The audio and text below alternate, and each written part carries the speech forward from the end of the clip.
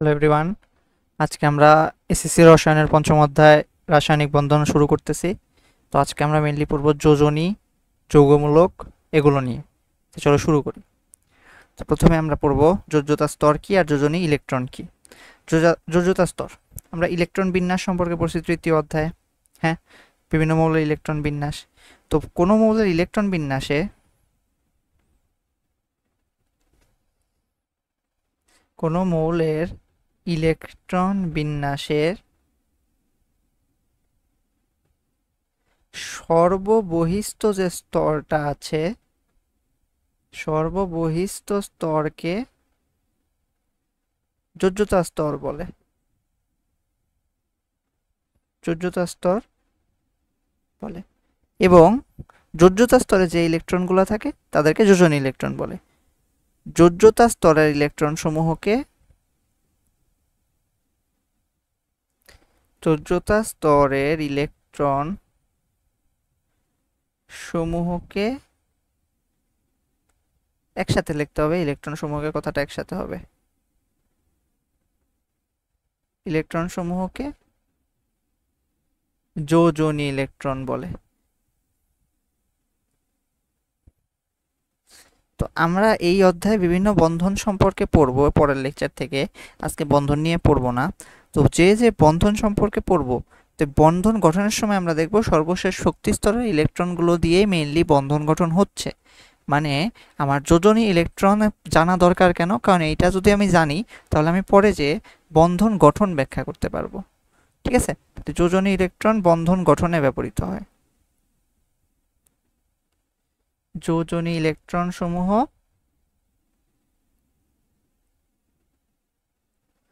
বন্ধন গঠন করে। আচ্ছা, কতগুলো এক্সাম্পল দেখি চলো আমরা। ধরো আমি তোমাকে বললাম কার্বন। কার্বনের পারমাণবিক সংখ্যা কত? 6। ইলেকট্রন বিন্যাস করলে 1s2 2s2 2p2। সর্বশেষ শক্তি স্তর কোনটা? সর্বশেষ শক্তি স্তর হলো 2, এই যে এইটা সর্বশেষ শক্তি স্তর। তাহলে এইটা হলো যোজ্যতা স্তর। আচ্ছা, যোজ্যতা স্তরে ইলেকট্রন কয়টা আছে? 4টা। তাহলে আমরা যদি জিজ্ঞেস করি যে কার্বনের যোজ্যতা স্তরে ইলেকট্রন কতটি, বা কার্বনের যোজনী ইলেকট্রন কতটি, তো কার্বনের যোজনী ইলেকট্রন গুণে কয়টা পাচ্ছ? কার্বনের যোজনী ইলেকট্রন 4টি। ঠিক আছে? তো আমি আরো কয়েকটা উদাহরণ দেখাই। মনে করো আমি দেখাইলাম সোডিয়াম। সোডিয়াম কত? 11। ইলেকট্রন বিন্যাস করলে 1s2 2s2 2p6 3s1। সর্বশেষ শক্তি স্তর কোনটা? 3s1। তাহলে এইটা কি? যোজ্যতা স্তর। আর সোডিয়ামের যোজন ইলেকট্রন কতটি? সোডিয়ামের যোজন ইলেকট্রন কতটি? যোজ্যতা স্তরে ইলেকট্রন আছে একটা। তাহলে সোডিয়ামের যোজন ইলেকট্রন একটি। তুমি আরো কয়েকটা উদাহরণ এক্সাম্পল আর কি প্র্যাকটিস করতে পারো। যেমন অক্সিজেন যদি আমি বলি, অক্সিজেন না বলে সালফার বলি। ধরো সালফার 16 না? তো 1s2 2s 2s2 2p6, হ্যাঁ, 3s2 3p4। সর্বশেষ শক্তি স্তর 3। তাহলে যোজ্যতা স্তর তৃতীয় শক্তি স্তর। এরকম কোয়েশ্চেন এমসিকিউতে আসতে পারে যে সালফারের যোজ্যতা স্তর কত নাম্বার শক্তি স্তর? তৃতীয়। সোডিয়ামের তৃতীয়। তার আগে একটা দেখলাম কার্বন, ওর ছিল দ্বিতীয়। তাহলে এখন সালফারের যোজন ইলেকট্রন কতটি? সালফারের যোজন ইলেকট্রন 6টি। 4 আর 2 6টি। ঠিক আছে, এগুলো পারবো আশা করি। হ্যাঁ, চলো নেক্সটে যাই। এরপরে আমরা আসতেছি যোজনীতে। যোজনী ইলেকট্রন থেকে যোজনীতে। যোজনীর দুই ধরনের সংজ্ঞা আমরা শিখবো, একটা প্রাচীন, একটা আধুনিক। হ্যাঁ, তো প্রাচীন সংজ্ঞাটা নিয়ে আমরা বেশি মাথা ঘামাবো না, ওইটা জাস্ট সংজ্ঞাটা জেনে রাখবো। ঠিক আছে, আর পরীক্ষাতে আসলে পরে ওই সংজ্ঞাটাই লিখবো। মানে এইটা পরীক্ষায় লিখবো যে যোজনী কি, এরকম কোনো সংজ্ঞা আসলে এইটা লিখবো। হ্যাঁ, কিন্তু আমরা যোজনী বুঝবো হলো পরের সংজ্ঞাটা দিয়ে। ঠিক আছে, তাহলে সংজ্ঞাটা শুনি। কোনো মৌল, যৌগ, বা, বন্ধন, বন্ধন কি আমরা নেক্সট ক্লাসে পড়ব, ঠিক আছে। বন্ধন গঠনের সময় হাইড্রোজেন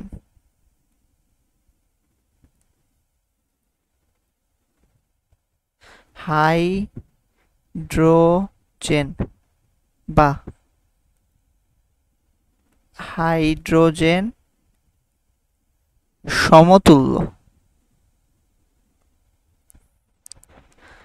যত সংখ্যক পরমাণুর সাথে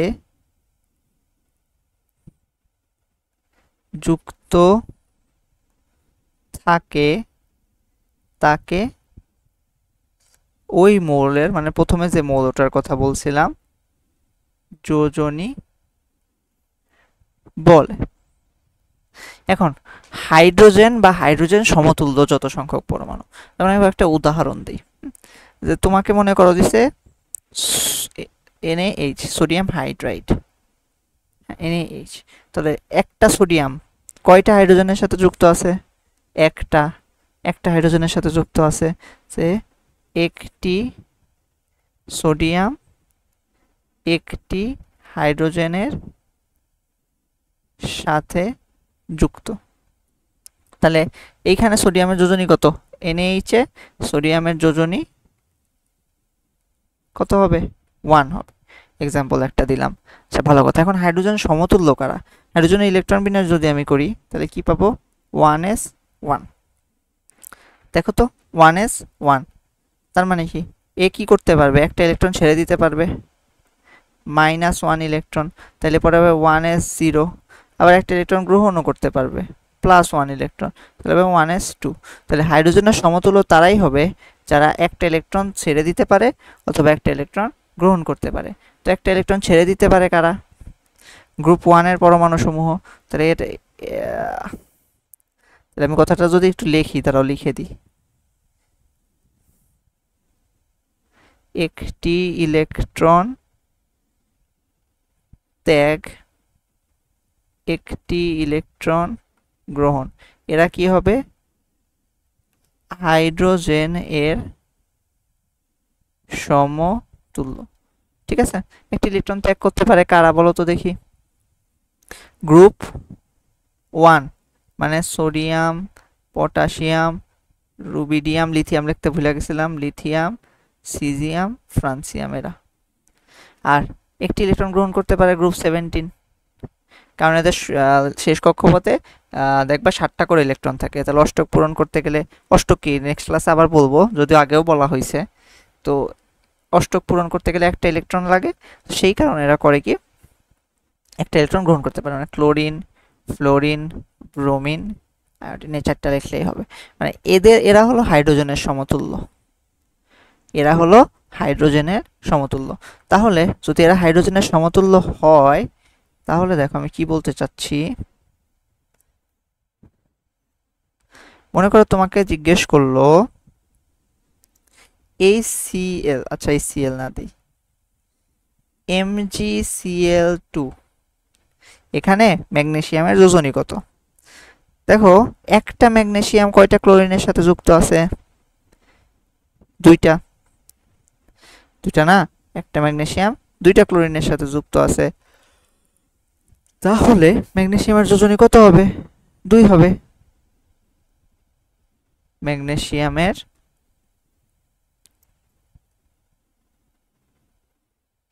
যোজনী 2, কারণ কি? কারণ একটা ক্লোরিন মানে একটা হাইড্রোজেন, যেহেতু এরা হাইড্রোজেনের সমতুল্য, দুইজনের সাথে যুক্ত, তাই যোজনী 2। আচ্ছা, যদি তোমাকে বলি AlCl3, এখানে যোজনী কত অ্যালুমিনিয়ামের? তাহলে অ্যালুমিনিয়ামের যোজনী এখানে হবে 3, কারণ 3টা ক্লোরিনের সাথে যুক্ত আছে। আচ্ছা, আর একটু কথা আছে এখানে, আমার দেখি স্পেস আছে নাকি না এখানে, তাহলে একটা পেজ নিয়ে নিই।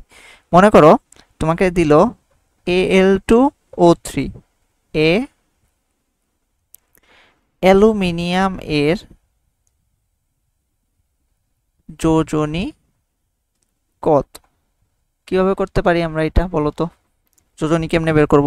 এখানে তো আমার হাইড্রোজেন সমতুল্য কিছু দেয় নাই, কারণ অক্সিজেনের আমরা যদি ইলেকট্রন বিন্যাস করি, অক্সিজেন আসবে হলো গিয়া 1s2, 2s2, 2p, 4। তো এ দুইটা ইলেকট্রন গ্রহণ করতে পারবে, তাহলে পরে 8টা হবে, তাই না? আমার তো 8টা বানাইতে হয়, যে এখানে 2টা এখানে 4টা 6টা, আরো 2টা নিতে পারবে। হ্যাঁ, কিন্তু ক্লোরিন এগুলো তো 7টা করে থাকতো, একটা নিতে পারতো, তো এখানে 2টা নিতে পারবে। তাহলে এইটা 1 অক্সিজেন,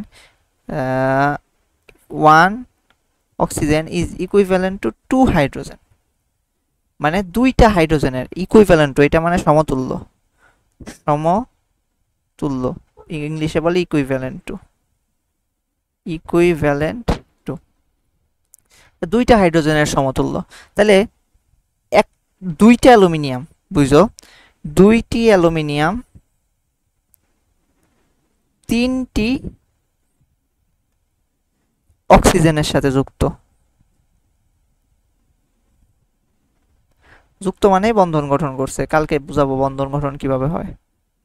আচ্ছা, তাহলে আমাকে যোজনী বের করার সময় একটা, যে পরমাণুর যোজনী বের করতেছি তার একটার জন্য যোজনী বের করতে হয়। তাহলে একটি অ্যালুমিনিয়াম কয়টা, 3/2টা অক্সিজেনের সাথে বন্ধন গঠন করে।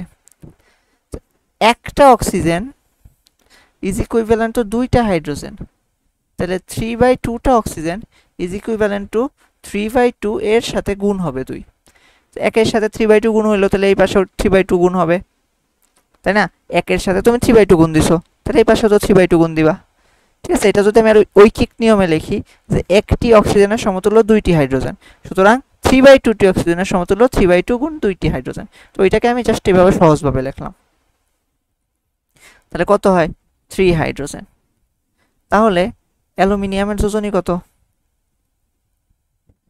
মানে এই যৌগে অ্যালুমিনিয়ামের যোজনী 3। বুঝাইতে পারছি কি আমি? যদি হাইড্রোজেন সমতুল্য না থাকে কিভাবে কি করব? তো একটা অক্সিজেন কেমনে 2টা হাইড্রোজেনের সমতুল্য হইলো, একটা যদি দিতে পারতো বা নিতে পারতো তাহলে ওইটা একদম হাইড্রোজেনের সমতুল্য হইতো। এখানেও 2টা নিতে পারতেছে, 2টা নিলে এর পূরণ হইতেছে, তো সেই কারণে এর একটা হাইড্রোজেনের 2টার সমতুল্য। বুঝাইতে পারছি? ঠিক আছে, আশা করি বুঝছো। হ্যাঁ, তো Al2O3 তে অ্যালুমিনিয়ামের যোজনী কত, এগুলা বের করতে পারবো আমরা। আর সাধারণভাবে যদি এইগুলা দিয়া দেয় তাহলে তো আর কোনো কথাই নেই। আচ্ছা আচ্ছা, ঠিক আছে, চলো নেক্সটে যাই। এবার আমরা যোজনীর আধুনিক সংজ্ঞাটা দেখব। আধুনিক সংজ্ঞাটা শুরু করার আগে আমি একটা কথা বইলা নিই। এই যে আমরা যোজনী বের করতেছি নাকি, যোজনী বের করতেছি, অ্যাকচুয়ালি যোজনী দ্বারা ইন্ডিকেট করে কি, যোজনী দ্বারা আসলে বোঝায়, এক জায়গায় লেখা দিই, তারাও একটু ওয়েট করো, লিখে দিচ্ছি আমি। তো বাঁকা হচ্ছে কেন, কাবার নেই।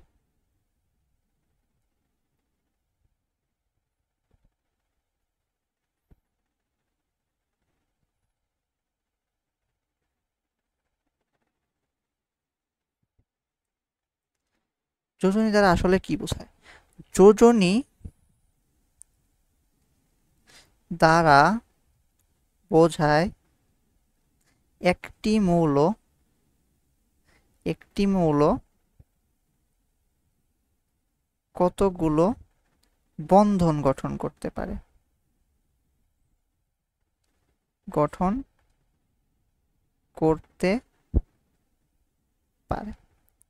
ঠিক আছে। তো দেখো এখানে, দেখো NaH সোডিয়ামের যোজনী আসছে 1, তো অ্যাকচুয়ালি সোডিয়াম হাইড্রাইড এটার নাম। তো সোডিয়াম হাইড্রাইডে অ্যাকচুয়ালি সোডিয়াম কি করছে, একটা বন্ধন গঠন করছে। এটা আমরা নেক্সট দিন যখন আস্তে আস্তে বন্ধন পড়বো তখন আরো ক্লিয়ার হবে। ঠিক আছে, তো যে আবার দেখো ম্যাগনেসিয়াম ক্লোরাইড, ম্যাগনেসিয়ামের যোজনী 2, অ্যাকচুয়ালি কি হয়েছে, ম্যাগনেসিয়াম 2টা বন্ধন গঠন করছে। অ্যালুমিনিয়াম ক্লোরাইড, এখানে অ্যালুমিনিয়ামের যোজনী 3, তাহলে অ্যালুমিনিয়াম কি করছে, 3টা বন্ধন গঠন করছে। ঠিক আছে, আর এখানে দেখো Al2O3 তে অ্যালুমিনিয়ামের যোজনী আসতেছে 3। ঠিক আছে, কিন্তু আমরা যদি একটা অ্যালুমিনিয়ামের কথা চিন্তা করি, অ্যালুমিনিয়ামের যোজনী 3 মানে একটা অ্যালুমিনিয়াম 3টা বন্ধন গঠন করছে। এখানে অ্যালুমিনিয়াম আছে 2টা, তাহলে 2টা অ্যালুমিনিয়াম 6টা বন্ধন গঠন করবে। তাহলে যোজনী দ্বারা আসলে বোঝায় কয়টা বন্ধন গঠন করতে পারে। ঠিক আছে, এখন দেখো আধুনিক যে সংজ্ঞাটা আছে যোজনীর, এটা বইতে লেখা নাই, কিন্তু এটা দিয়ে কোশ্চেন আসে। তো আধুনিক সংজ্ঞাটা হলো কোনো মৌলের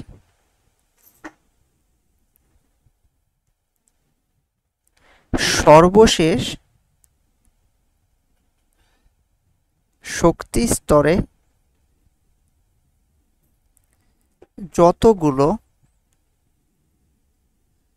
অযুগ্ম ইলেকট্রন থাকবে ওই মৌলের যোজনী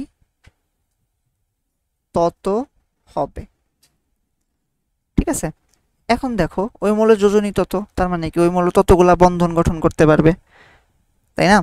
তাহলে এই যে সংজ্ঞাটা দিলাম, এই সংজ্ঞাটা অ্যাকচুয়ালি এটার আরেকটা নাম আছে, সেটাকে বলে যোজনী বন্ধন তত্ত্ব, ইংলিশে ভ্যালেন্স বন্ড থিওরি। এই ভ্যালেন্স বন্ড থিওরিটা শুধুমাত্র দেখবা সমযোজী যৌগের জন্য। সমযোজী কি আমরা এই লেকচারের পরের লেকচারে দেখব। হ্যাঁ, তাহলে ভ্যালেন্স বন্ড থিওরিটা বা এই লেকচারের পরের লেকচারেও দেখতে পারি, দেখা যাক কোনটাতে লাগে। সমযোজী যৌগের জন্য তো যোজনী বন্ধন তত্ত্ব দ্বারা কি বোঝায়, যে কোনো মৌলের সর্বশেষ শক্তি স্তরে যতগুলো অযুগ্ম ইলেকট্রন তার যোজনী তত্ত্ব সে ততগুলো বন্ড গঠন করতে পারে বা বন্ধন গঠন করতে পারে। তো এটা হলো ভ্যালেন্স বন্ড থিওরি। তো দেখো আমরা যে আগের উদাহরণগুলো দিলাম ওইগুলো দিয়ে ব্যাখ্যা করি। যেমন সোডিয়ামের কথা চিন্তা করি, আমরা সোডিয়ামের ইলেকট্রন বিন্যাস করি 1s2 2s2 2p6 3s1। এখন অযুগ্ম ইলেকট্রন আর যুগ্ম ইলেকট্রন বের করতে গেলে আমাকে কি করতে হয়, হুন্ডের নীতিতে যাইতে হয়, তাই না? হুন্ডের নীতি, ওই যে বক্স দিয়ে ইলেকট্রন বিন্যাস করা। ঠিক আছে, নিচে বক্স দিয়ে ইলেকট্রন বিন্যাস করা শিখাইছি এগুলা। তো দেখো 3s1, এস অরবিটালে হাইয়েস্ট দুইটা ইলেকট্রন যাইতে পারে, তাই বক্স একটা। পি অরবিটালে তিনটা যাইতে পারে, তাই তিনটা বক্স, সরি পি অরবিটালে ছয়টা যাইতে পারে, তাই ছয়টার জন্য একটা বক্সের ভিতরে তো দুইটা করে, মানে এক জোড়া করে যায়, তাহলে ছয়টার জন্য কয়টা, তিনটা বক্স। ডি এর জন্য পাঁচটা হবে, এরকম আর ছয়টাতে পড়ে যায়। 3s1, তাহলে দেখো একটা ইলেকট্রন যদি দেই, সর্বশেষ শক্তিস্তর তো 3s। হ্যাঁ, তাই এখানে যদি একটা ইলেকট্রন দেই, দেখো তো এই ইলেকট্রনটা অযুগ্ম না, যুগ্ম হইলে এরকম দুইটা থাকতো, এটা যুগ্ম। একটা উপরে লেখা দিই, এইটা হলো অযুগ্ম, এইটা হলো যুগ্ম, তাহলে এটা অযুগ্ম, একটা ইলেকট্রন আছে অযুগ্ম। তাহলে সুতরাং সোডিয়ামের যোজনী কত হবে, 1। আচ্ছা 1।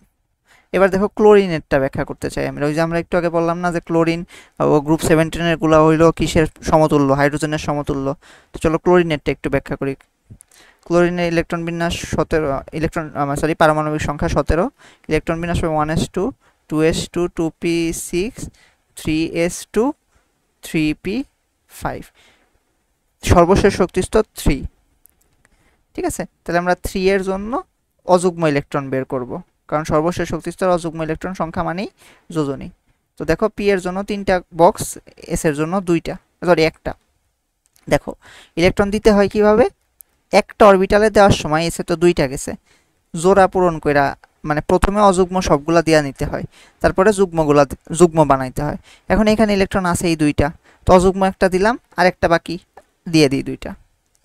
এখন আছে p5। দেখো প্রথমে কি করব, অযুগ্মগুলা দিয়ে যাব। এই যে প্রথমে অযুগ্ম একটা করে দিলাম, দেখো তিনটা দেওয়া হয়েছে, এখনো পাঁচটা বাকি, সরি এখনো দুইটা বাকি, তো ওই দুইটা দিব আবার সিরিয়ালে। দেখো তো অযুগ্ম ইলেকট্রন কয়টা থাকতেছে, একটা না, এগুলো তো যুগ্ম, অযুগ্ম ইলেকট্রন একটা, তাহলে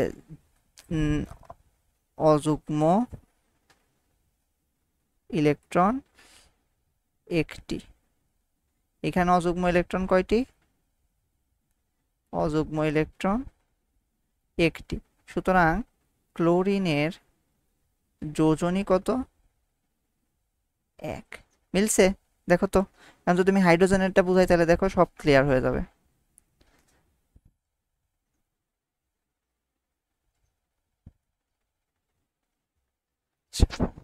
দেখো হাইড্রোজেনেরটা দেখি আমরা। হাইড্রোজেন কত, 1, 1s1। যদি ইলেকট্রন বিন্যাস করি একটা, তাহলে দেখো অযুগ্ম ইলেকট্রন কয়টা আছে, অযুগ্ম ইলেকট্রন একটি, তাহলে যোজনী কত হবে, হাইড্রোজেনের যোজনী 1 হবে। তাহলে কি আমরা বলতে পারতেছি সোডিয়াম হাইড্রোজেন ক্লোরিন এরা সমতুল্য? সমতুল্য না, কারণ সবার যোজনী 1, তাই না? এখন দেখো আরেকটা উদাহরণ আমি দেই। মনে করো আমি তোমাকে বললাম অক্সিজেন এর যোজনী কত, অক্সিজেন কত ইলেকট্রন, পারমাণবিক সংখ্যা 6, তাহলে 1s2 2s2 2p4, তাহলে 2s2 যদি আমি দেই আর 2p4। হ্যাঁ দেখো এখন আমাকে হুন্ডের নিয়মে ইলেকট্রন বিন্যাস করতে হবে। দেখো এইখানে 2টা আছে, তাহলে কি জোড় গঠন কইরা ফেলবে। এখানে 4টা আছে, আগে একটা একটা করে দিয়ে আসতে হবে। অযুগ্ম সর্বোচ্চ দিয়ে দিলাম, তো এখন আমার বাকি আছে একটা, তাহলে এই একটা দিয়ে দিলাম। এখন দেখো তো অযুগ্ম ইলেকট্রন সংখ্যা কতটি,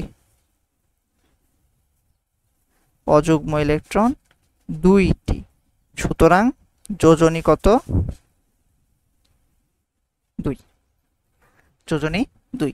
নাইট্রোজেনেরটা দেখি, ধরো নাইট্রোজেন হইল 5, তাহলে 1s2 2s2 2p3, সর্বশেষ শক্তিস্তর দ্বিতীয় শক্তিস্তর। তো দ্বিতীয় শক্তিস্তরে যদি আমি হুন্ডের নিয়মে ইলেকট্রন বিন্যাস করি, দেখো 3টা আছে, 3টাকে অযুগ্ম দিব, আগে দিলাম। তো দেখো আর তো দেওয়ার নাই, তাহলে অযুগ্ম ইলেকট্রন কতটি, অযুগ্ম ইলেকট্রন 3টি, তাহলে নাইট্রোজেনের যোজনী কত, যোজনী 3। ঠিক আছে, বুঝাইতে পারছি। দেখো কি কি পড়লাম এতক্ষণে, আধুনিক সংখ্যাটা দেখছি, প্রাচীন সংখ্যাটা দেখছি, তাই না, আর কি দেখছি, এগুলাই দেখছি নাকি। এখন আমরা যাব আরেকটা কনসেপ্ট, সেটা হলো পরিবর্তনশীল যোজ্যতা। ঠিক আছে, পরিবর্তনশীল যোজ্যতা কি, একটি মৌলের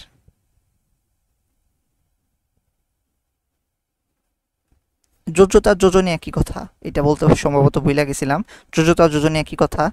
তো শোনো, একটি মৌলের একাধিক যোজনী থাকলে তার যোজনীকে পরিবর্তনশীল যোজনী বলে।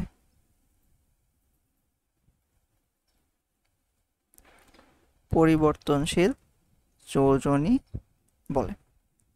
বুঝাই, একটা মৌলের একাধিক যোজনী কেমনে থাকতে পারে, এটা তো তোমার কোশ্চেন আসতেই পারে, তাই না। তো আমি আগে লেখা দিই কার কার একাধিক যোজনী আছে এবং যোজনীগুলা কত। হ্যাঁ, তো একাধিক যোজনী বিশিষ্ট মৌলগুলো আমি একটু লিখবো, তারপর তোমাকে ব্যাখ্যা করব, সমস্যা নেই। একাধিক যোজনী বিশিষ্ট মৌল, দেখো প্রথমে আসতেছে সালফার, সালফারের হলো 2 4 6, কার্বন, কার্বনের হলো 2 4, তারপরে ফসফরাস, ফসফরাসের 3 5, নাইট্রোজেন, নাইট্রোজেনের 3 5, তারপরে অক্সিজেনের হয় না, অক্সিজেনের পরিবর্তনশীল না। তারপরে দেওয়া যায় আয়রনের, আয়রনের হলো 2 3, তারপরে দেওয়া যায় সিলভারের, সিলভারের সরি সরি সিলভার দেওয়ার আগে কপার দেই, কপারের 1 2, পরে ধরো দিলাম লেড, লেডের 2 4, তারপর টিন, টিনেরও 2 4, তারপরে আছে হলো ধরো দিলাম গোল্ড, গোল্ডের 1 3। সিলভারের একটাই যোজনী, সিলভারের মানে পরিবর্তনশীল যোজনী একটাই, সেটা হলো 1, পরিবর্তনশীল না, সিলভারেরটা আর কি নির্ধারিত। সিলভারের যোজনী 1, সিলভার যে বলতেছিলাম পরিবর্তনশীল, ওইটা পরিবর্তনশীল আসবে না। এরপরে আরেকটা দিতে পারি আমি, মার্কারি, মার্কারি হলো 1 2, এগুলো হলো অধাতু, এগুলো হলো ধাতু। এখন এই ধাতুগুলোর দিকে তাকাইলে তুমি একটা জিনিস লক্ষ্য করবে, এরা সবাই ডি ব্লক। তাহলে অ্যাকচুয়ালি ডি ব্লকের ধাতুগুলো পরিবর্তনশীল যোজনী দেখাবে। ঠিক আছে, ডি ব্লকের ধাতুগুলো পরিবর্তনশীল যোজনী দেখাবে। আর আমি যদি বলি গ্রুপ 1 গ্রুপ 2, এদের যোজনী ফিক্সড। ঠিক আছে, গ্রুপ 1 গ্রুপ 2 এর যোজনী ফিক্সড। ঠিক আছে, একটু পরে ওটা সামারিতে লিখবো নি, কারণ কি, কারণটা এই যে এখন ব্যাখ্যা করবো, যে পরিবর্তনশীল যোজ্যতার ব্যাখ্যাটা করব এখন। দেখো তোমাকে আমি কোশ্চেন করলাম, ধরো সালফার কেন একাধিক যোজনী দেখায়, এটার অ্যান্সার কিভাবে লিখবা তুমি। শোনো, সালফার ইলেকট্রন বিন্যাস করি আগে আমরা, কারণ কি একাধিক যোজনীর ব্যাখ্যা করতে গেলে আমাকে এই যে যোজনী বন্ধন তত্ত্বের কনসেপ্টে যাইতে হবে, মানে আমার আধুনিক সংজ্ঞা দিয়ে ব্যাখ্যা করতে হবে। তাহলে আমরা কি বলবো, যে যোজনীর আধুনিক সংজ্ঞানুসারে একটি মৌলের সর্বশেষ শক্তি স্তরে অযুগ্ম ইলেকট্রন সংখ্যায় এর যোজনী হবে। এখন সালফার এর ইলেকট্রন বিন্যাস কেমন হয় দেখো। সালফার ইলেকট্রন বিন্যাস কেমন হয়? 1s2 2s2 2p6 3s2 3p4। আচ্ছা, তুমি আমাকে বলো তো দ্বিতীয় শক্তি স্তরের জন্য কি ডি অরবিটাল হয়?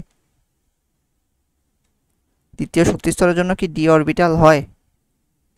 হয় না কিন্তু, কারণ দ্বিতীয় শক্তি স্তরে n = 2, তাহলে l এর মান হইতে পারে 0 1। 0 হইলে s অরবিটাল, 1 হইলে p অরবিটাল।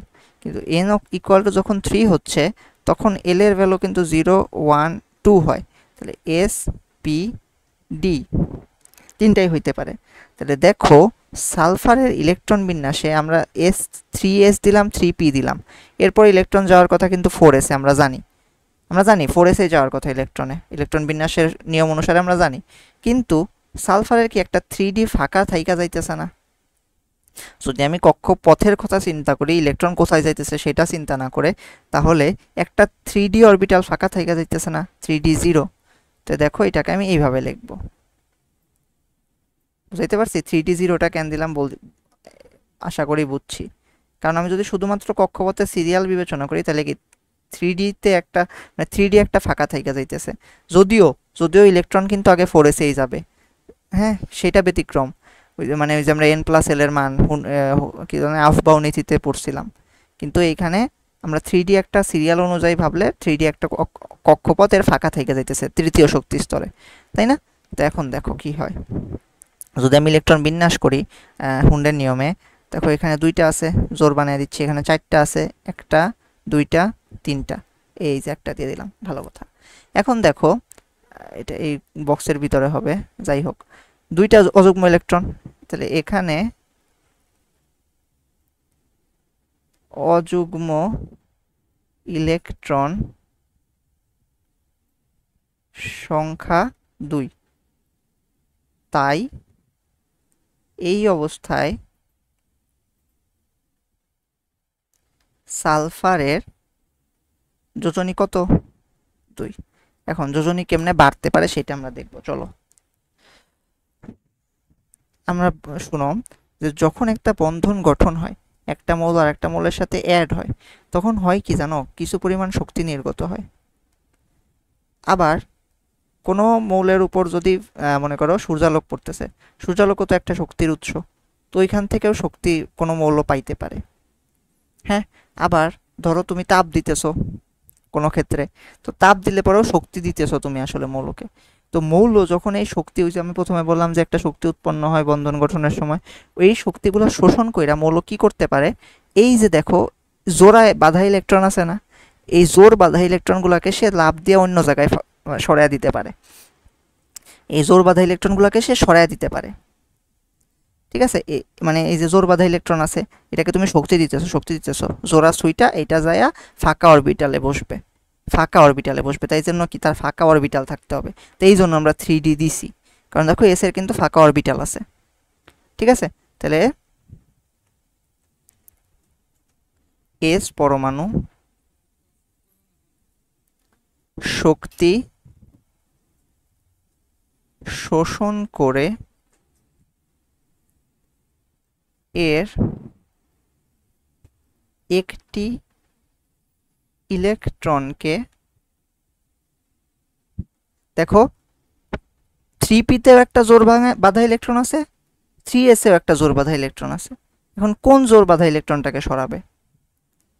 দেখো পি থেকে ডিতে সরানো সহজ হবে নাকি এস থেকে ডিতে সরানো সহজ হবে? ফাঁকা তো ডিতেই আছে, পি এর ভিতরেও ফাঁকা কম, ডি এস এর ভিতরে তো ফাঁকা নাই, তাই ডিতে সরানো পি থেকে ডিতে সরানো সহজ হবে কারণ এরা কাছাকাছি বেশি, তাই না? যে দেখো আমরা যদি শক্তি স্তরের কথা চিন্তা করি, দেখো এটা যদি এরকম হয়, মনে করো এটা তৃতীয় শক্তি স্তরের এরিয়া, তৃতীয় শক্তি স্তরে এটা 3s, এটা 3p, এটা 3d। দেখো পি থেকে ডিতে সরানো সহজ হবে না? হ্যাঁ, কারণ শক্তির ডিফারেন্স কম হবে।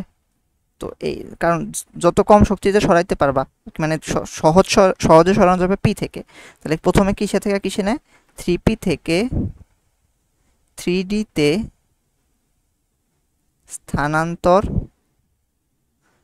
করলে, যদি করে, হ্যাঁ, কোনো মনে করো কোনো বিক্রিয়ায় শক্তি উৎপন্ন হয়েছে, সে শক্তি নিয়ে সে পি থেকে ডিতে স্থানান্তর করছে, বা অন্য কোনো উপায়ে শক্তি দিয়ে সে পি থেকে ডিতে স্থানান্তর করছে, তখন কি হবে?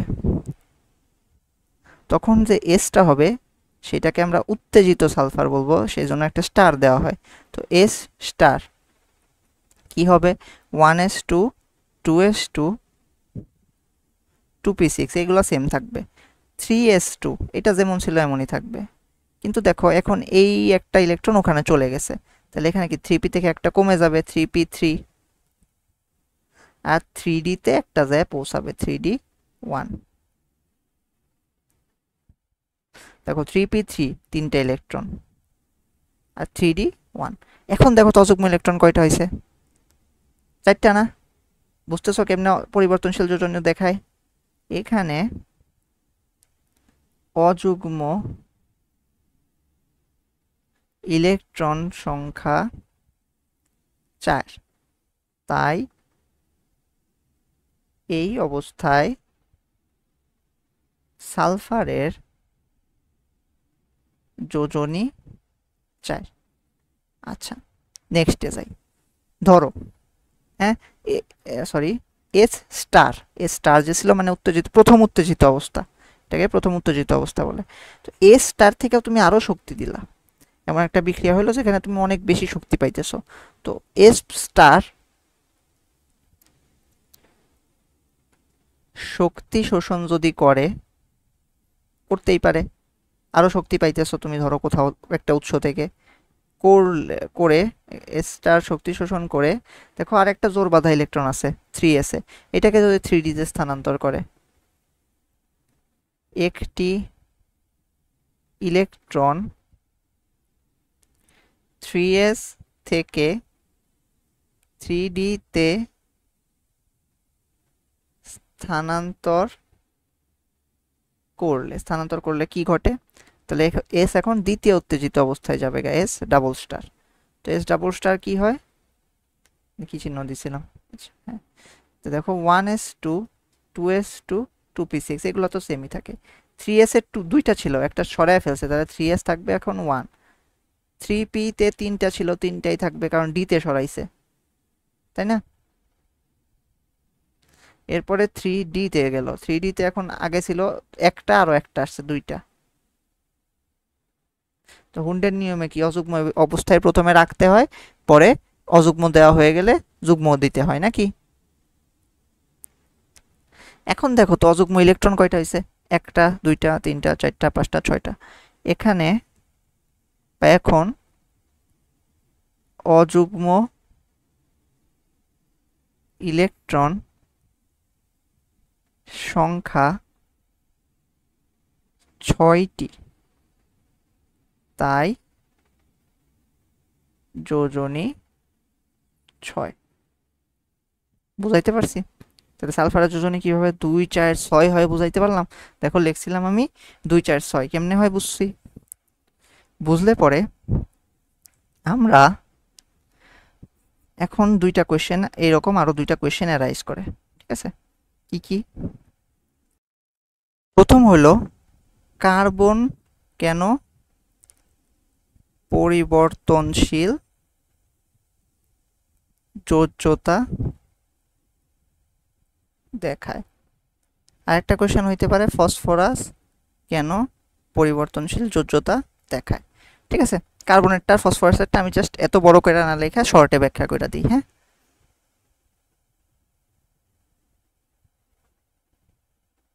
দেখো কার্বন এর ইলেকট্রন বিন্যাস কত 4, তাহলে ইলেকট্রন বিন্যাস হবে 1s2 2s2 2p2, তাহলে 2s2 দিলে এই যে এইভাবে 2p2 দিলে দেখো দুইটা অযুগ্ম ইলেকট্রন দিছি, ভালো কথা। এখন মনে করো কার্বন শক্তি শোষণ করে কার্বন স্টার হইছে, তো তখন কি হবে এই বেজোর ইলেকট্রনটা এই যে দেখো একটা ফাঁকা আছে ওই ফাঁকায় চলে যাবে, তখনও কিন্তু কার্বনের সাইডটাই, তাহলে 1s2 2s2 এখন তো 2s2 না, এখন হবে 2s1 2s1 আর 2p তে একটা গেছে গা 2p3। দেখো তো এইখানে অযুগ্ম কয়টা অযুগ্ম দুইটা, তাহলে যোজনী কত 2। এইখানে অযুগ্ম কয়টা অযুগ্ম 4টা, তাহলে যোজনী কত 4। ঠিক আছে, কার্বনেরটা বুঝাইতে পারছি। এবার ফসফরাসেরটা দেখো, ফসফরাসের পারমাণবিক সংখ্যা 15। হ্যাঁ, আমি শর্টে লিখি, ফসফরাসকে কি এইভাবে লেখা যায় না, নিয়ন 3s2 3p3। হ্যাঁ, একটা ডিও আছে এর ফাঁকা 3d0, তাই না? এখানে দুইটা, এইখানে তিনটা।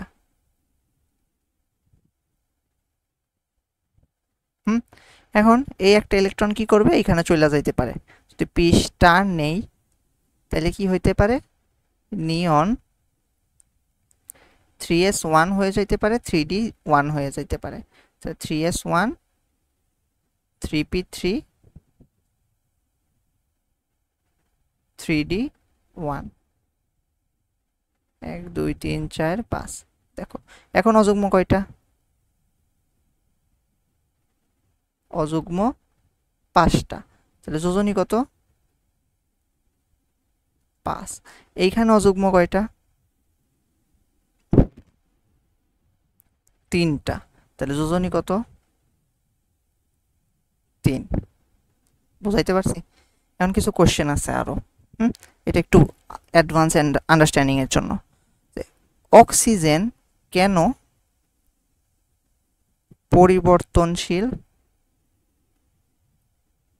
যোজ্যতা দেখায় না? অক্সিজেন কেন দেখাবে না? দেখো অক্সিজেনের ইলেকট্রন বিন্যাসটা আমরা করি, অক্সিজেন কত 6 না তো 8 সরি, 1s2 2s2 2p4। এর কি কোনো 2d আছে? এর কি কোনো 2d আছে? নাই কিন্তু। তাই দেখো 2s2 দিলাম, কারণ দ্বিতীয় শক্তি স্তরে ডি অরবিটাল পসিবল না।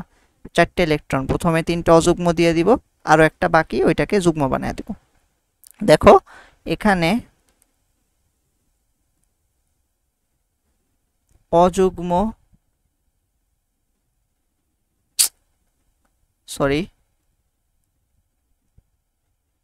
অযুগ্ম ইলেকট্রন 2টি, যোজনী 2। ভালো কথা, এইটুকু অবধি তো আমরা বুঝছি। কিন্তু মনে করো ও স্টার হইতে চাইতেছে, একটা মানে একটু শক্তি শোষণ করে একটা ইলেকট্রনকে সে সরাইতে চাইতেছে। সরাবেটা কই? এর তো 2d নাই। হ্যাঁ, তার সামনে 3s আছে 3p আছে, ভালো কথা, 3s আছে 3p আছে, কিন্তু 3s 3p তে সরাইতে গেলে তো অনেক শক্তি লাগবে, কারণ এটা অনেক দূরে। 2p থেকে 3s 3p তো অনেক দূরে, তো এগুলাতে সরাইতে গেলে অনেক শক্তি লাগবে। তো এত শক্তি তো সে পাবে না, কোনো রাসায়নিক বিক্রিয়া থেকে এত শক্তি সে পাবে না। ঠিক আছে, তাহলে সে কি করবে,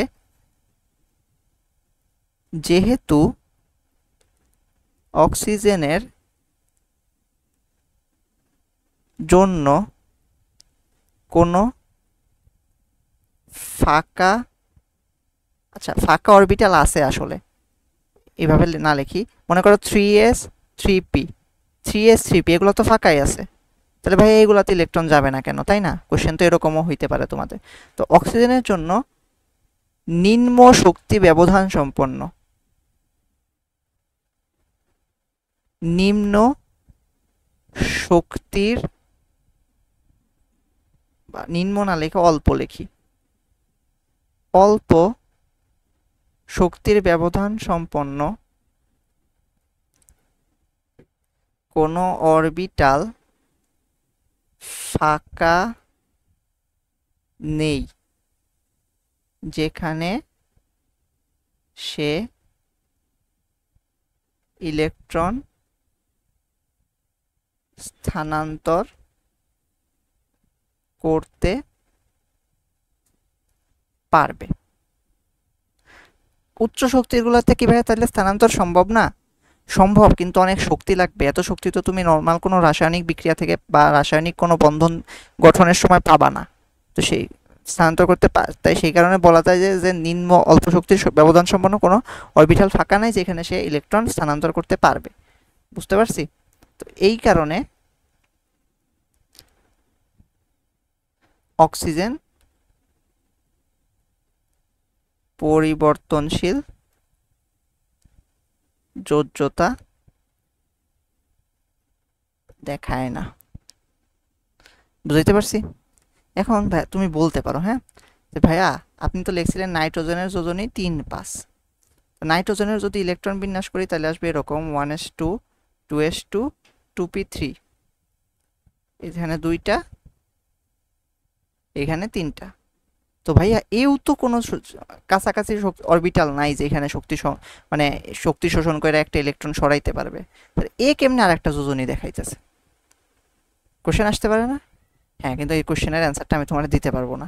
এই কোশ্চেনের অ্যান্সার দিতে গেলে তোমাকে আমি যখন সমযোজী বন্ধন পড়ায় ফেলবো, ঠিক আছে, সমযোজী বন্ধন যখন পড়ায় ফেলবো, পরে আর একটা বন্ধন যেটা তোমার বইতে নাই কিন্তু আমি পড়াবো, সন্নিবেশ সমযোজী বন্ধন পড়ায় ফেলবো, তখন এটার উত্তর আমি তোমাকে দিতে পারবো।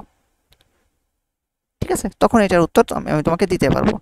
হ্যাঁ, ঠিক আছে, তখন জাস্ট তোমাকে একটু এই কথাটা একটু মাথায় রাখো যে এই কোয়েশ্চেনের অ্যান্সারটা যখন আমি দিব তুমি আমাকে বলবা, মানে তুমি এই কথাটা মাথায় রাখবা যে যোজনী মানে যতগুলা বন্ড গঠন হয় বা যতগুলা ইলেকট্রনের আদান প্রদান ঘটে। আমি তখন আরেকবার বলবো, সমস্যা নেই।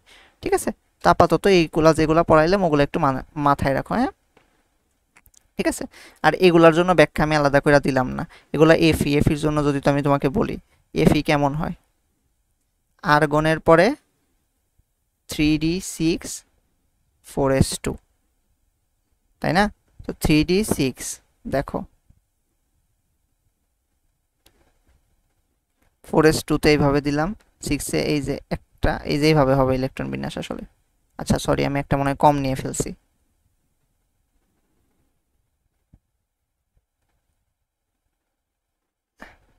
দেখো কয়টা, 4টা লাগতেছে না?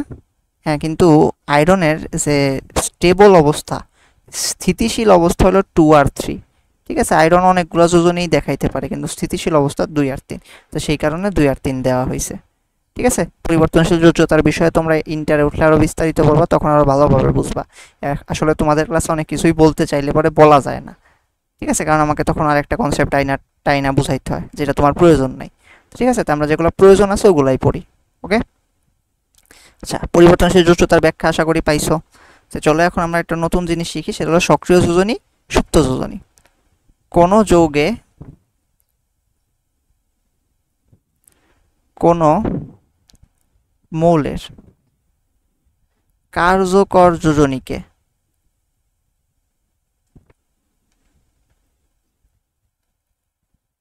ওই যৌগে ওই মৌলের সক্রিয় যোজনী বলে।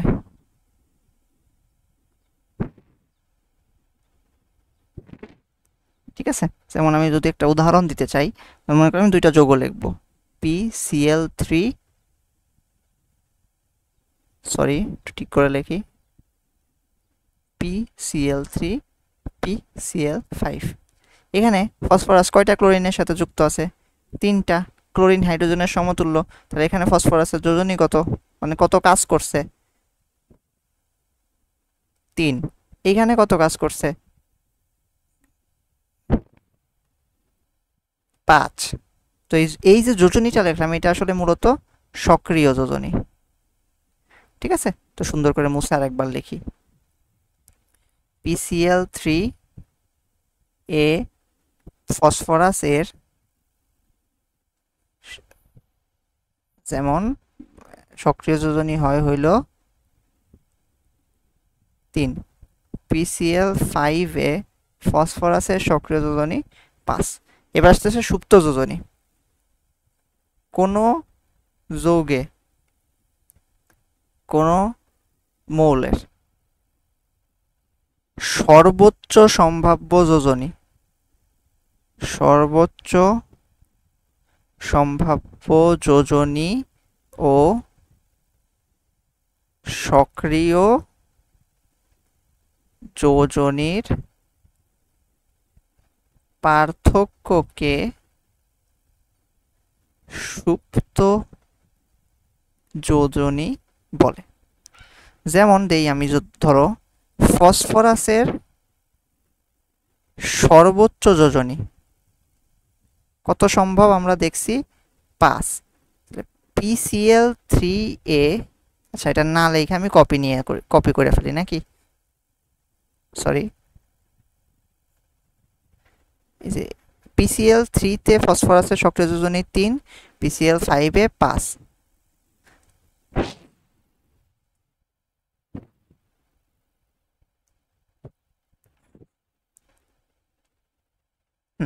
ভালো কথা। তাহলে দেখো PCl3 এর জন্য যদি আমি চিন্তা করি যে এটার জন্য সুপ্ত যোজনী কত হবে, সুপ্ত যোজনী কি বলছে, সর্বোচ্চ সম্ভাব্য যোজনী কত 5, আর হলো সক্রিয় যোজনীর পার্থক্য, সক্রিয় যোজনী কত 3, তাহলে 2। আর এই ক্ষেত্রে সুপ্ত যোজনী কত হবে 5 - 5 0। ঠিক আছে, এইভাবে বের করে, এগুলো তোমার এমসিকিউতে দেয় যে এই যৌগে এই মৌলের সক্রিয় যোজনী কত, সুপ্ত যোজনী কত, এগুলো এমসিকিউতে দেয়। চলো আমরা কতগুলো মৌলের যোজনী লেখা ফেলি এখন, হ্যাঁ, মানে যাতে আমি এই টাইপের এমসিকিউগুলো সলভ করতে পারি। ঠিক আছে, গ্রুপ 1, গ্রুপ 1 কারা, সোডিয়াম, সরি হাইড্রোজেনও আছে,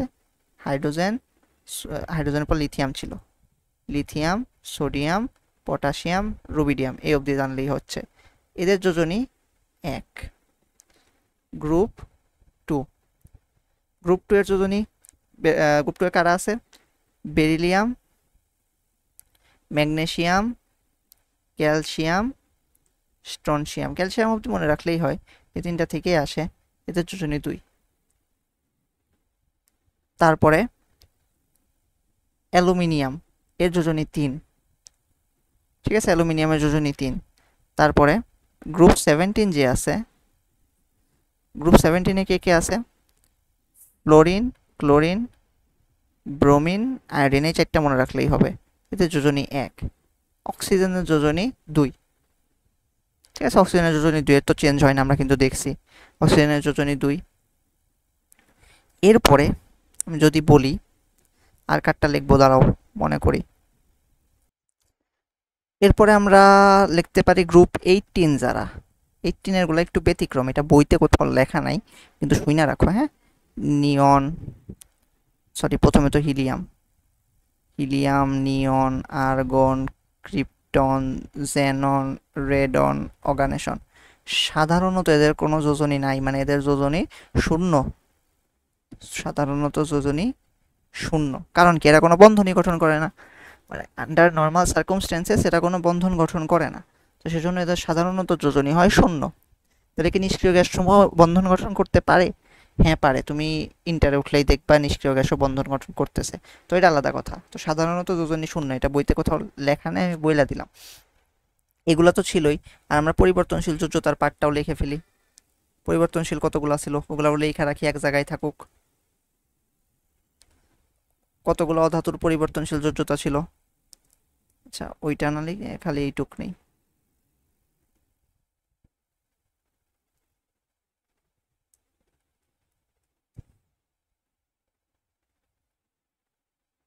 কোথায় ছিলাম,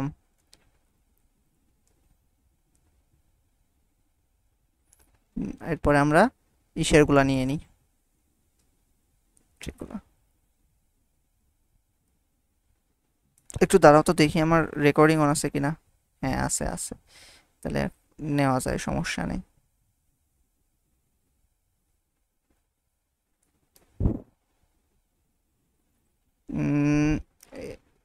নিয়ে নিলাম।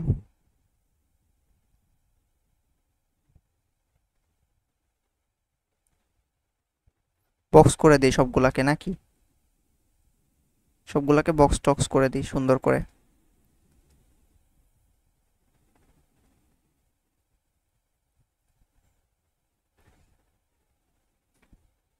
একটু ওয়েট করো।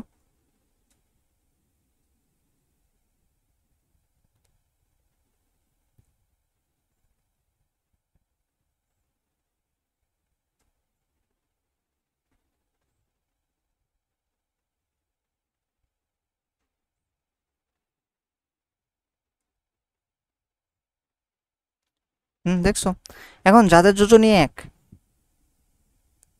যাদের যোজনী 1 তাদেরকে বলা হয় একযোজী মৌল। যাদের যোজনী 2 তাদেরকে বলা হয় দ্বিযোজী মৌল। যাদের যোজনী 3 তাদেরকে বলা হয় ত্রিযোজী মৌল। যাদের যোজনী অনেকগুলো তাদেরকে বহুযোজী মৌল বলে। তো এটা লেখা লাগবে না, থাক। আচ্ছা, তো কতিপয় ঋণাত্মক আয়নের নাম আমরা দেখব, কারণ আমাদের যৌগের নাম করতে হয় মাঝে মাঝে। তো সেজন্য ঋণাত্মক আয়নগুলোর নাম জানা থাকলে যৌগের নাম বলা ইজিয়ার হয়। যেমন ধরো, আমরা যখন আয়নিক যৌগ পড়বো তখন দেখবো এরকম কিছু যৌগ আসতেছে, NaH, NaCl, NaBr, NaF, NaI। তো এদের নাম কিরকম করে দেয়, তাই না? তো নাম জানতে গেলে আমাকে আগে আয়নের নাম জানতে হবে, ঋণাত্মক আয়নগুলোর নাম।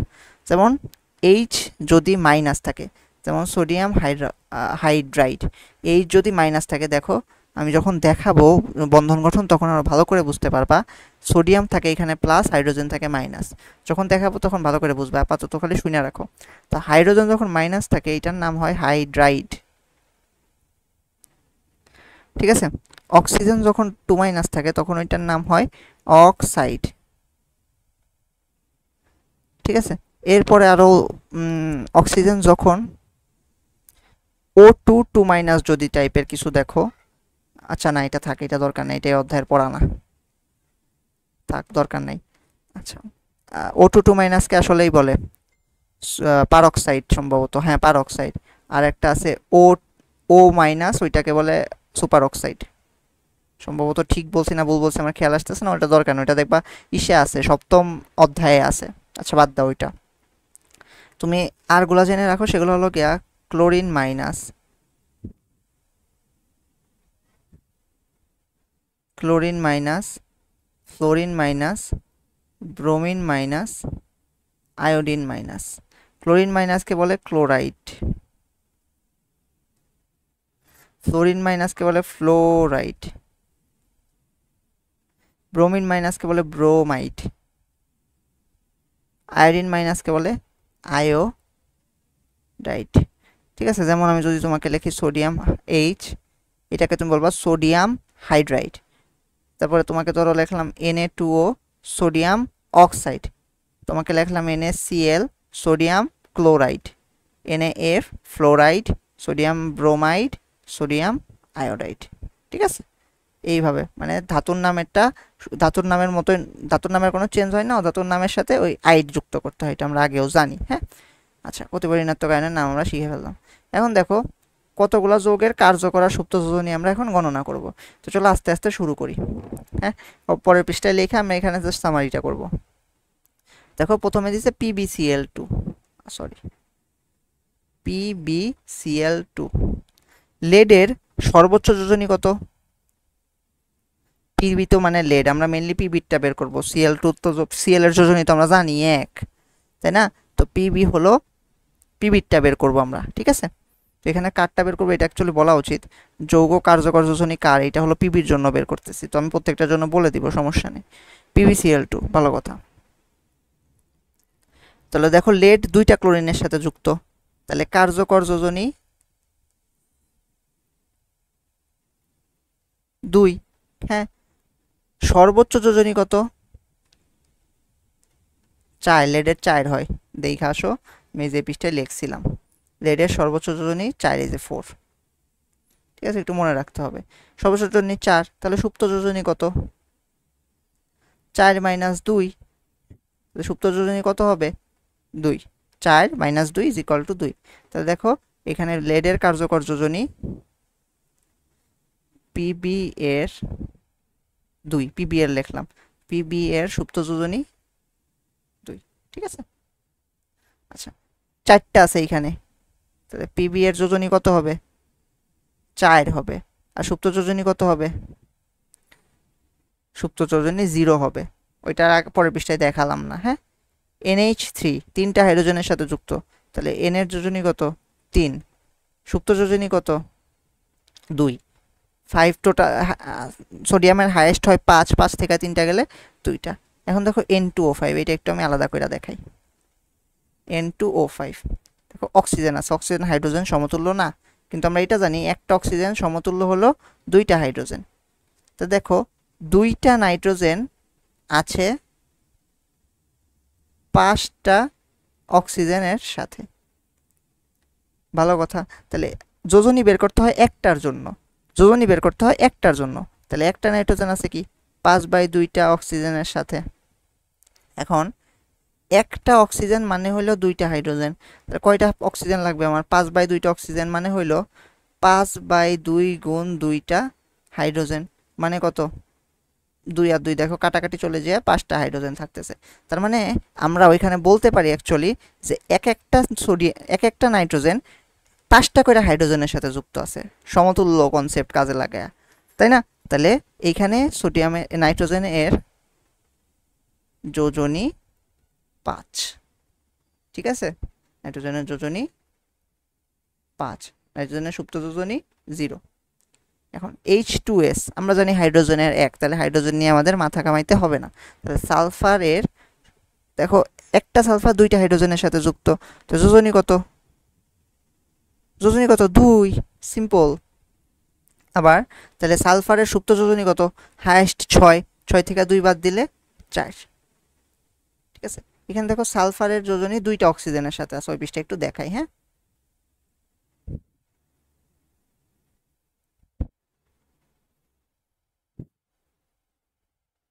দেখো সালফার ডাইঅক্সাইড, একটা সালফারই আছে 2টা অক্সিজেনের সাথে।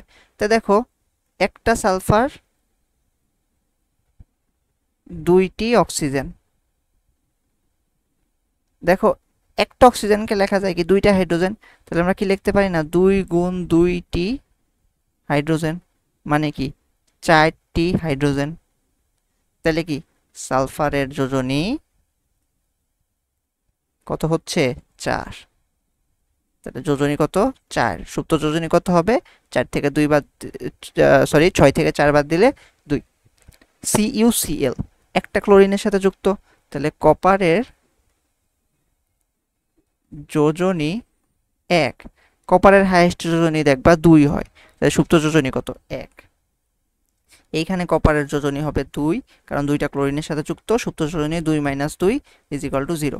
PCl3 একটু আগেই দেখাইলাম, P এর যোজনী হয় 3, সুপ্ত যোজনী হয় 2। আর PCl5 এ P এর যোজনী হয় 5, সুপ্ত যোজনী হয় 0। একটু আগে দেখাইছে এটা, তাই এটা ব্যাখ্যা করলাম না। দেখো সোডিয়াম ক্লোরাইড, ক্লোরিনেরটা আমরা জানি। হ্যাঁ, তো সোডিয়ামেরটাও তো আমরা জানি, সোডিয়ামের যোজনী এখানে একই হবে, কোনো ঝামেলা নাই। ঠিক আছে, সুপ্ত যোজনী সোডিয়ামের সর্বোচ্চ যোজনী 1, সোডিয়ামের যোজনী চেঞ্জ হয় না, এটা 0 হবে। তাহলে এইখানেও সোডিয়ামের যোজনী 1 আর সুপ্ত যোজনী 0, সোডিয়ামের আর কি। তো মানে এইভাবে করে লেখা দরকার ছিল, আমি কেন জানি ওইভাবে লেখা ফেলছি। এবার দেখো কার্বন মনোক্সাইড, এটা একটু এই ভাষায় দেখায়। কার্বন মনোক্সাইড, একটি কার্বন কয়টার সাথে যুক্ত আছে? একটি অক্সিজেন। একটা অক্সিজেন মানে কত? 2টা হাইড্রোজেন। তাহলে কার্বন এর যোজনী কত? 2। বুঝাইতে পারছি? বুঝাইতে পারছি? কার্বনের যোজনী 2। ঠিক আছে, তাহলে কার্বনের সুপ্ত যোজনী কত? হাইয়েস্ট কত হয়? 4, 4 থেকে 2 বাদ দাও 2। ঠিক আছে, এখন যদি আমি এখানে জিজ্ঞেস করতাম অক্সিজেনের যোজনী কত, এখানে অক্সিজেনের যোজনী এখানে আসলে 2, কারণ একটা অক্সিজেন মানে 2টা হাইড্রোজেন, তো নর্মালি অক্সিজেনের যোজনী 2ই হয়। ঠিক আছে, তো অক্সিজেনের তো সুপ্ত যোজনী নাই না, তো জন্য ওইটা লিখলাম না, আচ্ছা লিখেই দিয়ে যাও অক্সিজেন এর সুপ্ত যোজনীয় হবে 2, তো সিপাই লিখলাম। তো আর কি পিডিএফ করলে পরে পুরোটা পড়তে পারবা। এখন আমি যদি তোমাকে কোয়েশ্চেন করি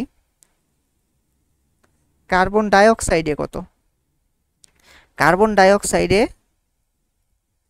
কার্বনের যোজনী কত, একটু নিজে ট্রাই করো, ট্রাই করার পরে আমার অ্যান্সারটা মিলাও। হ্যাঁ আমি অ্যান্সারটা করতেছি। দেখো একটা কার্বন কয়টা অক্সিজেনের সাথে যুক্ত আছে, 2টি অক্সিজেন, তাহলে 2টা অক্সিজেন মানে কি 2 গুণ 2টি হাইড্রোজেন, মানে কি 4টি হাইড্রোজেন। তা হাইড্রোজেন সমতুল্য কয়টার সাথে যুক্ত, 4টার সাথে, তাহলে কার্বনের যোজনী 4। যদি জিজ্ঞেস করি কার্বনের সুপ্ত যোজনী কত, কার্বনের সুপ্ত যোজনী 4 - 4, 4 যেহেতু কার্বনের হাইয়েস্ট 0। বুঝাইতে পারছি? এখানে কিন্তু একটা কোয়েশ্চেন ছিল। হ্যাঁ আশা করি এই অবধি যা যা পড়াইছি বুঝছো। আচ্ছা নেক্সটে যাই আমরা, চলো আজকের সম্ভবত লাস্ট টপিক পড়বো যৌগমূলক। হ্যাঁ যৌগমূলক কি, চলো শুরু করি। দেখো যৌগমূলকের সংজ্ঞাটা দিই তোমাকে। আচ্ছা বক্স কেন, সরি। যদি একাধিক মৌল বা আয়ন একত্রিত হয়ে একটি পরমাণু গুচ্ছ গঠন করে এবং এই পরমাণু গুচ্ছ যদি একটি মৌলের ন্যায় ক্রিয়া করে,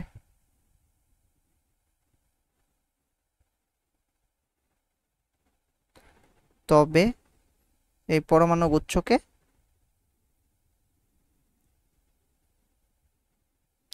যৌগমূলক, ইংলিশ টার্মটা হলো র্যাডিকাল, র্যাডিকাল বলে। ঠিক আছে, যোজনীর ইংলিশ টার্মগুলো বলে নিই। হ্যাঁ সম্ভবত বলা হয় নাই।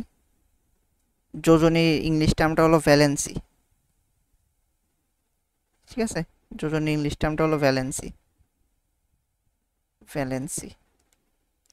ঠিক আছে, আর যোজ্যতা স্তর এর ইংলিশ টার্মটা হলো ভ্যালেন্স, সরি ভ্যালেন্স শেল। ঠিক আছে, আর যোজনী ইলেকট্রন হলো valence electron, valence shell valence electron. Okay আচ্ছা আচ্ছা আচ্ছা আচ্ছা, যেখানে ছিলাম ওখানে ফেরত যাই, এটা মেন পড়ার বিষয় না আমার। আচ্ছা র্যাডিক্যাল বলে, তো উদাহরণ দেই। যেমন দেখো সালফেট SO4 2-, এটার সাথে তোমরা পরিচিত। দাঁড়াও আমি সংখ্যাটা কি ঠিক বলছি না একবার পড়ি। হ্যাঁ যদি একাধিক মৌল বা আয়ন একত্রিত হয়ে একটি, হ্যাঁ এই তো একটা কথা ভুল গেছে, মানে একটা কথা মিসিং গেছে, একটি ধনাত্মক বা ঋণাত্মক আধান বিশিষ্ট, এই কথাটা বলতে হবে, ধনাত্মক বা ঋণাত্মক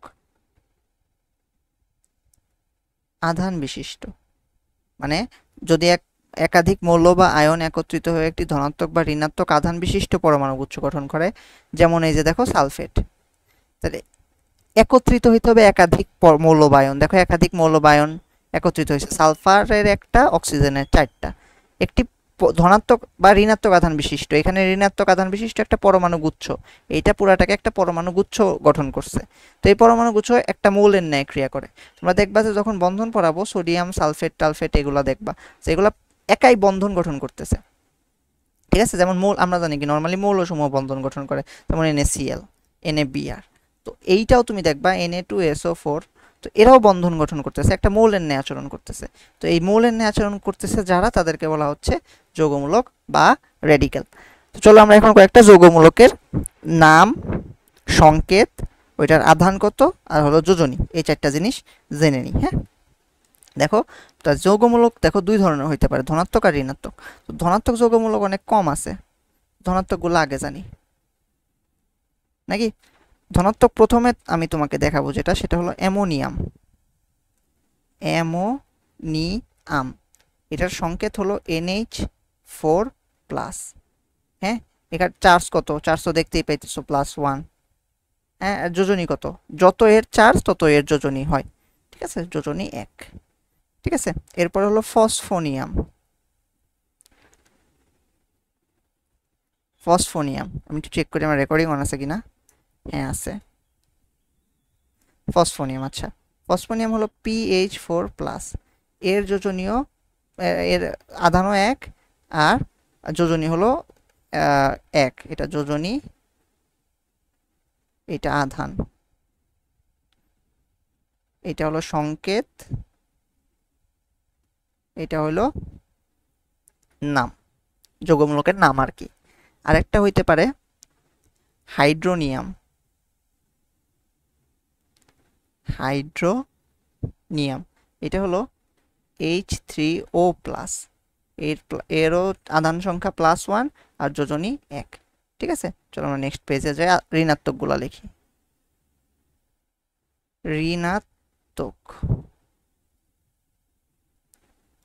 ঋণাত্মকগুলোর মধ্যে আমরা নাম ধামের ওই কথাটা করলে এখানে নাম, সংকেত, আধান, যোজনী। একটা হলো, আচ্ছা সরি, হাইড্রোক্সিল। হাইড্রোক্সিল, হাইড্রোক্সিল যৌগমূলক। হ্যাঁ, তো এখন হাইড্রোক্সিল, হ্যাঁ এইটাকে, এটা হলো এটার নাম, হাইড্রোক্সিল যৌগমূলক বলে এটাকে। এটা দেখতে কেমন? এটা দেখতে হলো যে এরকম, OH এর উপরে, ও এর উপর একটা মাইনাস, এইচ এর উপর না, ও এর উপর একটা মাইনাস। কেন ও এর উপর মাইনাস আমি তোমাকে বলতে পারবো না, বাট তুমি জানো ও এর উপর মাইনাস, এইচ এর উপর না। বইতে এইচ এর উপর দেওয়া থাকতে পারে, কিন্তু মাইনাসটা হবে ও এর উপর। আধান -1, যোজনী 1। ঠিক আছে, কিন্তু এই যে এখানে যে হাইড্রোক্সিল লিখলাম, মনে করো NaOH আছে, তো এটার নাম কেমনে করতে হবে? ধনাত্মক অংশের নাম তো চেঞ্জ হয় না, সোডিয়াম হাইড্রোক্সিল না, হাইড্রোক্সাইড হয়ে যাবে। নাম করার সময় শেষে আইড যুক্ত হয়। ঠিক আছে, নাম করার সময় শেষে আইড যুক্ত হয়, আইড। এটা একটু ব্যতিক্রম, কারণ অন্যান্য যে যৌগমূলক আছে ওইগুলোর শেষে দেখবা এট বা আইট থাকবে। ঠিক আছে, কিন্তু এটার জন্য হাইড্রোক্সাইড হয়, ড হয়। ঠিক আছে, এটা একটু ব্যতিক্রম। আচ্ছা, তারপরে আছে ধরো সালফেট। Sulphate SO4 2-। ঠিক আছে, এর আধান হইল -2 আর যোজনী হইল 2। তারপরে আসতেছে সালফাইট SO3 2-। SO3 2-। সালফাইট, এইটারও আধান 2, -2 আর যোজনী হলো 2। এরপর আসতেছে ফসফেট PO4 3-, -3 আর যোজনী কত? 3। এরপর আসতেছে ফসফাইট। ফসফাইট হলো PO3 3-, এর আধান -3, যোজনী 3। এরপরে আসতেছে নাইট্রেট। ঠিক আছে, এটা হলো NO3 একটা মাইনাস, আধান -1 আর যোজনী হলো 1। এরপরে আসে নাইট্রাইট। নাইট্রাইট, এটা হলো NO2-, এখানে আধান 1, যোজনী 1। হ্যাঁ, আর একটা পৃষ্ঠা নিয়ে নিই। নাম, সংকেত, আধান, যোজনী। আচ্ছা, কোন অবধি গেছিলাম? নাইট্রাইট অবধি না? তাহলে এখন আমরা আরেকটা শিখি, কার্বনেট। কার্বনেট, এটার সংকেত আমরা জানি সবাই, CO3 2-, আধান -2, যোজনী 2। পরে তোমাকে মনে করো দিছে, মনে করো একটা ছিল কার্বনেট, কার্বনেটের সামনে 2-, তুমি একটা H+ লাগাইছো, তাহলে কি হবে? একটা মাইনাস এই প্লাস দ্বারা প্রশমিত হয়ে যাবে, তাহলে কি হবে, নিটটা কি হবে, HCO3 মাইনাস। হ্যাঁ, দেখো এখানে 2 মাইনাস ছিল, একটা প্লাস লাগাইছো, তাহলে একটা প্লাস একটা মাইনাস দ্বারা প্রশমিত হয়ে HCO3 মাইনাস হইলো। এই HCO3 মাইনাস একটা যৌগমূলক, এইটার নাম হইলো, দ্বারা এটাকে উপরে উঠাই দিই, এইটার নাম হইল হাইড্রোজেন কার্বনেট, হাইড্রোজেন কার্বনেট বা বাইকার্বনেটও বলে এটাকে, বাইকার্বনেট, বাইকার্বনেট আয়ন। তো এটার আধান কত, -1, যোজনী 1। তো মনে করো তুমি HSO4 মাইনাস কিছু একটা পাইছো, তো এইটাকে বলতেছি আমি হাইড্রোজেন সালফেট, ঠিক আছে, বা এটাকে বাইসালফেটও বলা হয়।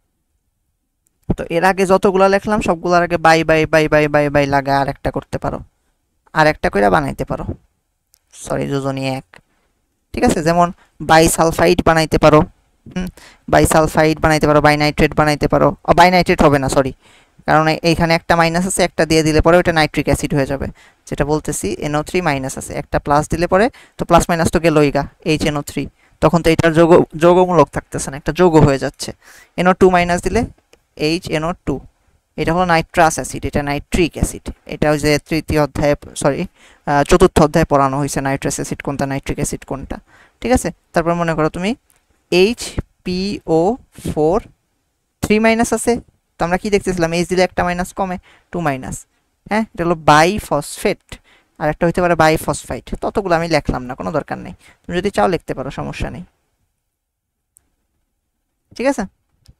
ঠিক আছে, কতগুলো কতিপয় যৌগমূলকের নাম ধাম, যৌগমূলকের সংজ্ঞা টঙ্গা আমরা বুঝছি না। দেখো আজকে কি কি পড়ানো হয়েছে সেগুলো একটু রিক্যাপ করি। পড়ানো হয়েছে যোজনী কেমনে বের করে, যোজনী পরিবর্তনশীল কেন সেটার ব্যাখ্যা দেওয়া হয়েছে, আর কিছু ব্যাখ্যা বাকি রাখা হয়েছে, বলছে ওটা পরে দিব। কালকে থেকে আমরা বন্ধন শুরু করব, কালকে আমরা আয়নিক বন্ধন পড়বো। হ্যাঁ, আয়নিক বন্ধনে যা যা পড়ালেখা হইতে পারে সেগুলো পড়বো। আচ্ছা, তাহলে আজকের ক্লাস এখানেই শেষ, গুড বাই।